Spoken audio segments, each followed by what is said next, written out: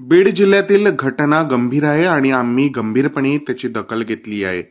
पण बीड जिल्ह्याला अशा प्रकारे बदनाम करू नये, अशा प्रकारच्या गुन्हेगारांवर जबर बसवल्याशिवाय आम्ही थांबणार नाही. येथे कुणाचीही दादागिरी चालू देणार नाही, असे मुख्यमंत्री देवेंद्र फडणवीस यांनी सांगितले.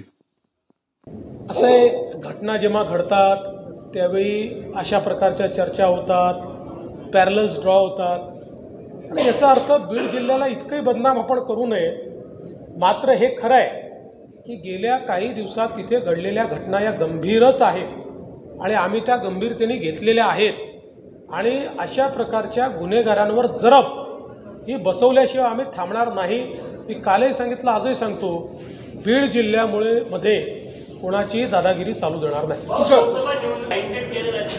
असं आहे की विरोधकांना जे करायचं आहे ते करतीलच, पण गेल्या 5 वर्षात मला टार्गेट केल्यानंतर त्यांच्या हाती काय मिळालं याचा विचार त्यांनी केला तर कदाचित नाही करणार आणि त्यांना जर आत्मचिंतन नाही करता आलं तर पुन्हा करतील. मुकेश